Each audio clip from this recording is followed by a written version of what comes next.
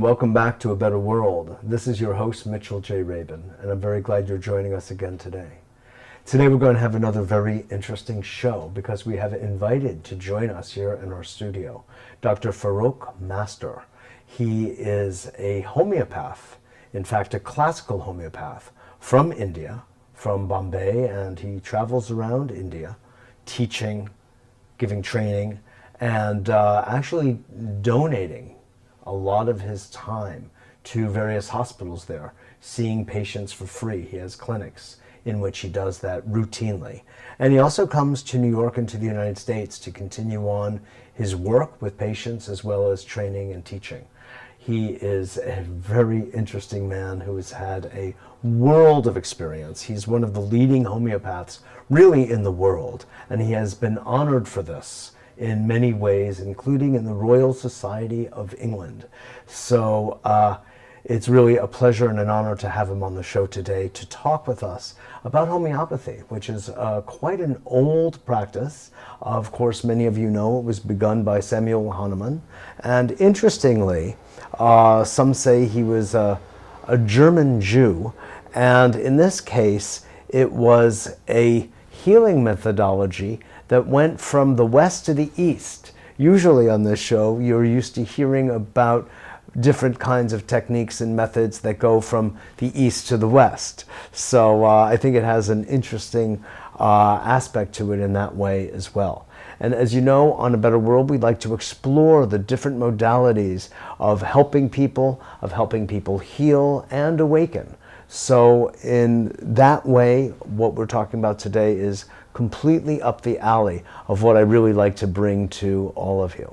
So, Dr. Master. Hello. Hello. Nice meeting you. Good to meet you, and such a pleasure to have you here. Thank you. It's interesting both on the level of healing, Yeah. because homeopathy is such a powerful method that has actually been proven to work by it was published, I should say, in The Lancet many years ago, as you well Yes. know. And people have tried to deny the science, but they don't succeed. They may have other reasons for wanting to do that. I don't know. It couldn't be for healing purposes. It's such a friendly approach. There's a whole other aspect that I just recently learned about you, which I will see how we can weave this into our time together here, of your Zoroastrian roots. And this is extraordinary, and I'm so grateful for all that you shared with me. And I'd love for some of it to get to our audience, because very few people really know about the antiquity of Zoroaster and the teachings that came, or anything of its history. So we'll see if we can artfully bring that forward. Sure. So first of all, just tell us, if you would, a little bit about homeopathy. What is it? What should people know about it? Homeopathy, according to me, is a therapeutic of science which is based on law of nature. And this law of nature was modified by Dr. Samuel Hahnemann, as you said, from Germany. And he, for the very first time, rediscovered a law known as similia similibus curantur. Means, let likes be treated by likes.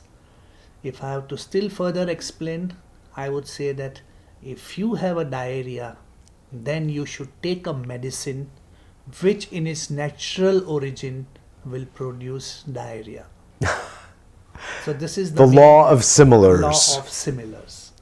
So there are Interesting. two laws in the medicine. One is the law of contradictory, and one is the law of similars. Uh-huh. The law of contradictory goes to the modern medicine, where you have a diarrhea and you take something which constipates you. Right. And here in the law of similars, you take a medicine if you have a diarrhea, which in its natural way has got a tendency to produce diarrhea. That's so interesting. So one is pro, Yeah. you could say, and one is anti. Yes. And what's also interesting is, in some ways, they both work. Yes. Too. Yeah, you know? yeah. But there is also perhaps some greater value in the homeopathic law of similars. Yes. If so, what is that?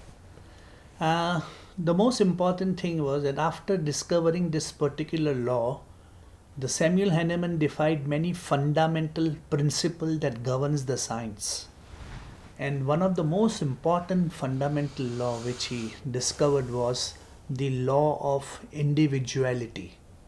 That means that no two people with the same disease can receive the same medicine. Oh, In modern medicine, wow. for 20 people who have pneumonia, they will have one antibiotic.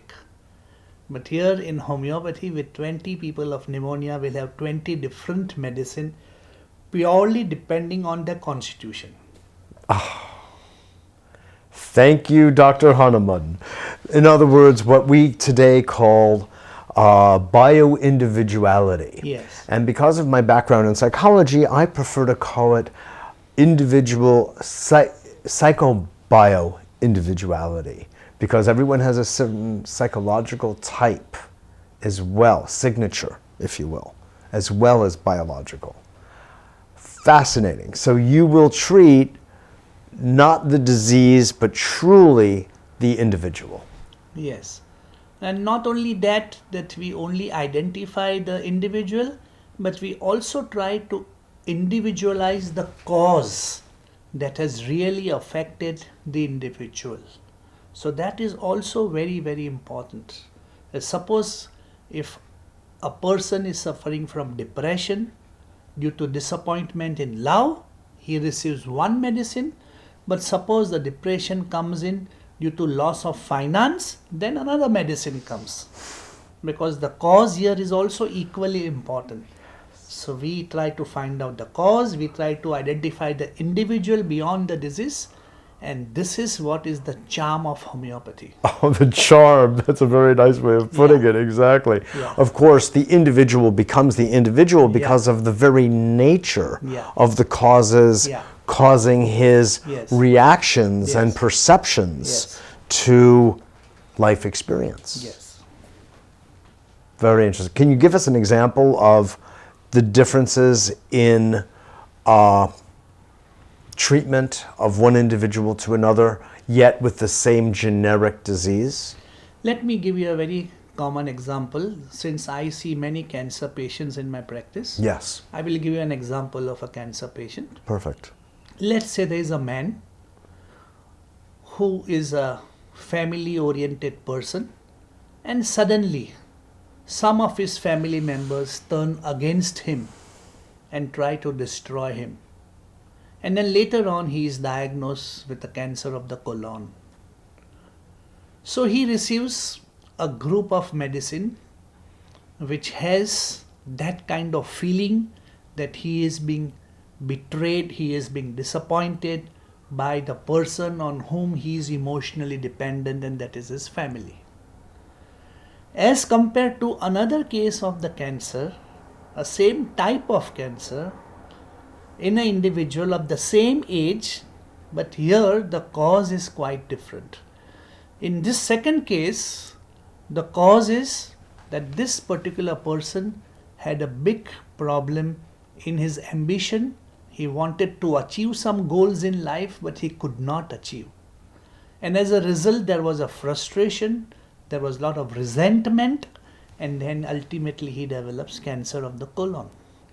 Here the set of medicine will be quite different. So this is one way at looking at the cancer with two different causes, but also most important is trying to identify the mind of an individual, that how the person reacts to his environment on a day-to-day basis and builds up a certain type of a mental makeup and a body makeup, and that also helps us to individualize one cancer colon from another cancer colon. One person of the cancer colon will be suppressing his emotion and will not bring out any emotions and will keep everything to himself and introspect and brood, as compared to another cancer of the colon who is very hyper, who is very anxious, who is very verbal, who is very, very nervous, and then he ultimately develops cancer of the colon. So here the different set of medicine comes. So different cause, different mental makeup, different physical makeup. So the duty of a homeopathic physician is to investigate like a spy that exactly what is wrong with the individual, how he fell sick, what happened to him, and what are the reasons that brought him off from his normal health. This is very important. So in other words, you are every bit as much, you could say, an investigator, detective, and psychologist. Yes. And those elements create a confluence of healing in themselves because it gives you the right view and ability to choose the right medicine. Excellent. So in other words, it's also totally integrated mind and body. Yes. Psychology and soma. Yes. Mind, body and spirit in health and mind, body and spirit in disease. This is the very fundamental study required to become a successful homeopath. And hence the knowledge of human psychology, the human mind, the human brain is very, very prerequisite and essential to become a successful homeopathic physician. Indeed. It's all integrated. Something that a lot of my audience knows about is something called total biology, which comes from something called the German New Medicine, which is a look largely at belief systems, at the nature of perception, Yes. and the particular emotional conflicts go along with a particular area of the body that relates to that emotional conflict. So colon cancer, for instance, in this perspective, would relate to issues of not being able to self-express, let go, and the further along in the colon you go, the deeper it goes back toward the appendix and the cecum, the older the repressed material that is adversely affecting the individual. So it follows a historical timeline in the person's life as well as it follows the length of the colon. So I'm wondering, is there any connection between the part of the body from a homeopathic point of view that's going to be affected related to the emotional conflict? Yes, not only the part of the body but even the side of the body. Like people developing illness on the right side of a body require a very different homeopathic medicine compared to the illness developing on the left side of the body. I'll give you some examples. A woman always puts her frustration in two organs of the body, gallbladder and the uterus. So ultimately they develop gallstones and inflammation of gallbladder and cholecystitis, or they can develop ovarian cancer, uterine fibroid, ovarian cyst, because that frustration keeps on building inside. Those are sort of the weak links of a woman in general. Yeah. In general. Now, if it is related to the romance and the emotional part, it will be the left ovary. Oh, okay. And if it is due to some obstruction in the career and at the workplace, it will be the right ovary. So this is very important. Yes, indeed. Whereas in males, the most common area where the males put their frustration is in the heart. And that's why many people suffer from ischemic heart disease, hypertension and all those things, and heart trouble at a very young age. Again, people developing arthritis in the right knee usually have problems related to their profession, to their career, to their ambition. But people developing pathology on the left knee are usually having problem with their emotions, romance, and all those things. Got so it. the sides of the body are also Absolutely very as important, right? As with total biology, it's a whole story, exactly. But it's because it's biological. Yeah. That's the thing. It's beautiful, beautiful. Now, about homeopathy. Before I go into that, what is your rate of success in dealing with colon cancer? Or any cancer for that matter? Okay. See, it all depends on how you select your cases. I always select my cases. That's a very good It question. is very important that we should know what we can do in a case. Unfortunately, people come to homeopathy in a very, very late stage of cancer. So definitely I am not going to cure them because they come with extensive metastasis in the body. So my primarily focus in treating a cancer colon with an advanced metastasis is to give them a relief.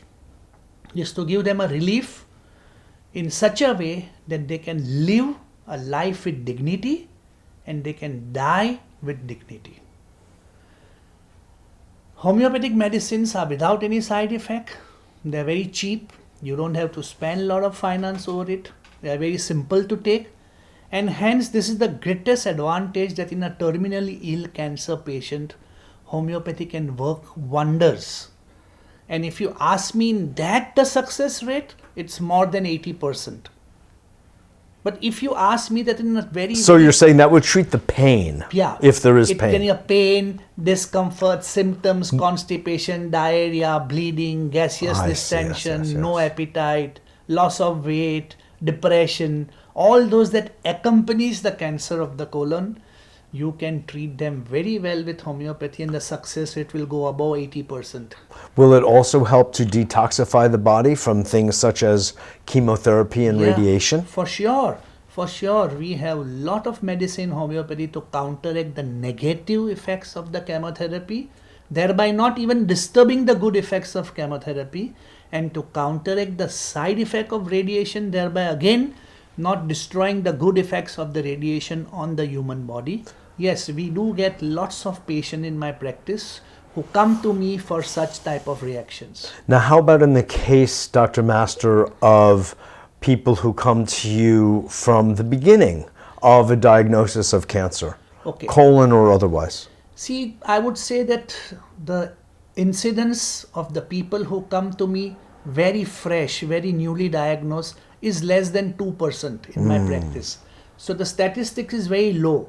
But I can say that so far in my 32 years of treating homeopathic patients with cancer and homeopathy, I have so far cured 3 patients with cancer who have no recurrence so far in the last 10 years after giving homeopathy, where they consulted me in a very early part of the cancer. Otherwise, bearing those case statistic of 2%, majority of 98% that comes to me are all very terminally ill, terminally sick with lots of complication. So most of my life I have devoted to the death and the near death type of people. So my expertise is more in those type of cases. But of the 2%, it sounds like you've been successful about 90%. Yeah. If we're successful in this show, we're going to have more people who want to, like, if God forbid they should be so diagnosed, they will seek out homeopathic or other alternative treatments very early on in the scenario. Yeah, they should. You know? They should. Because you're basically making a case that it really works. Now, in the case of treating like with like, what would be the remedy for something, since you're talking about colon cancer, what would be a remedy for one of those people that you referred to at the beginning, those 2 different cases? Yes. Okay.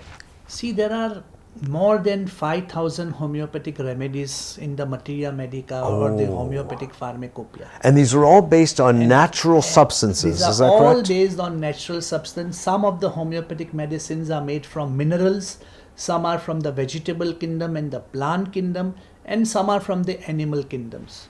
So these are the 3 main classifications. The most difficult part of homeopathy is that each remedy picture in homeopathy, they overlap each other a lot. And in homeopathy, we can only give one medicine at a time. So it becomes extremely difficult to select that picture which matches the picture of the patient. So it becomes hours of study in the beginning of your practice to identify that particular picture which the patient helps. So nowadays we do use of softwares and computers to make our study little simpler. Yes. But still, the reference of the main essential books written by Hahnemann, Herring, Ellens, Kant, these are the stalwarts of homeopathy who have done some voluminous work in the world on homeopathy. You generally have found that homeopathy is a very effective therapy Yeah. for so many different kinds of conditions. Is there any particular thing with which it doesn't seem to work, or a certain kind of headset, mindset? Okay. I would say that every case for any disease has to be selected, and I evaluate in the beginning what I can do and what I cannot do. And this is what I explain to all my Interesting. patients in the very beginning, that this will be the scope and this will be the limitation within your disease. Yes. Because once there are certain permanent damage to the organs, once there is a permanent damage to the pathology, like you cannot cure that with homeopathy. But whatever you can easily treat, I tell them this is the first scope. The rest you can always try. You can give an attempt, but I don't assure you that kind of results. So for every disease, I am very, very careful how I select the case. But there are certain diseases which I tell from the very beginning that we cannot help, like genetic disorders, congenital malformation. If somebody is born with a crooked nose, I'm not going to make it straight with the help of homeopathy.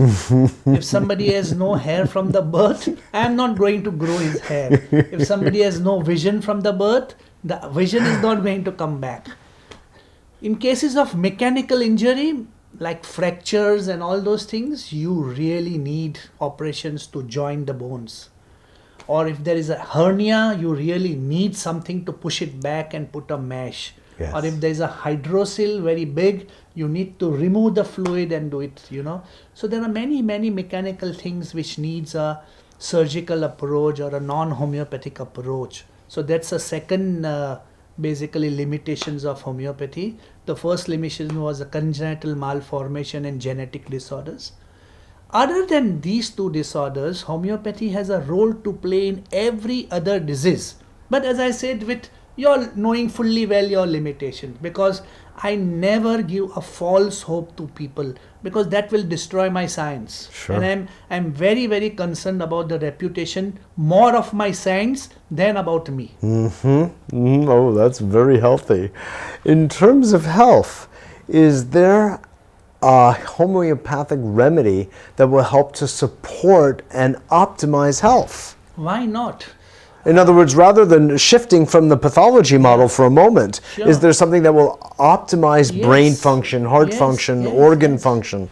We always tell the pregnant mother that you should start homeopathy when you are pregnant, so that the child that comes out is very healthy. You will have face very little complications during pregnancy, during labor. We don't advocate vaccination, so we say, okay, continue him after his birth also on homeopathy to boost up his immune system, to keep his organs healthy, to keep his height, weight and everything in a normal range, and keep him disease free. So this is what we do. To an elderly person also. So there are remedies that Yes, you would administer yes, to a yes. pregnant woman, Of course. We do or how this. about to a whole healthy male adult? Same, we do the same. We do the same thing. And not only for this human beings, but we also do it for animals. I have an animal clinic every Sunday, and I treat a lot of animals. A lot of people bring their dogs, birds, cats to me in my clinic, and this is the same advice we do to the animal kingdom also. It's fabulous. You were going to speak about the elders just Yeah. now, the elderly. Yeah. What were you going to say? Okay. Now, if an elderly person also comes basically and says that, okay, I want to improve my health, then definitely we give medicines, because many elderly people have got problem with their energy issues. Some people have a very poor energy, or some people keep on regularly falling sick with common colds or with small allergies or with seasonal diarrheas. This is the time when they should come to homeopathy, and then homeopathy will boost up their immune system, and all the natural health will come back again. What about people who've already suffered heart attacks or strokes? Is there, and let's say even say in the case of paralysis from stroke, Yes. what kind of results have you seen with that? Very, very good results. once there is a total blockage of coronary, homeopathy is not going to help. So for that, we definitely send to a surgeon to give a new artery or put a stent in the coronary artery. But once you do this procedure, you should go back to homeopathy to keep it patent, to see to it that the disease does not recur again. So this is very important, and that is same for the stroke also. As far as even the cancer is concerned, we tell people that after the operation, after the debulking of the tumor or after the removal of the tumor, you should come back to homeopathy to prevent metastasis or to prevent recurrence. And in that situation, homeopathy has got a very high success rate. Interesting. So this is really an excellent education, because I mean, I've known of homeopathy. I never thought of it as something that could help to promote health, as in the case of a healthy male adult or elderly in these ways, or a pregnant woman. I think that's fabulous. So it helps to set the tone of the pregnancy. Yeah. So it itself is smoother. Yeah. And it also gives rise to a healthier baby. Yeah. That is just awesome. That is awesome. Well, I can't tell you how much I appreciate your being on the show today. Thank you. It's been just wonderful. Thank and you I'm so much. just bless your work, and Thank you. may it continue and help many, many people Thank you across so the much. world. Thank you. Absolutely. Thank you. Thank you. Thank you. Thank you. Well, I hope you enjoyed that as much as I did. We've been speaking with Dr. Farokh Master, who is a classical homeopath, and as I said at the beginning, has been helping thousands upon thousands of people around the world, as well as been training other practitioners, homeopaths and doctors in this wonderful art and science. This is Mitchell J. Rabin for A Better World. Thanks so much for joining us, and I look forward to seeing you all next week.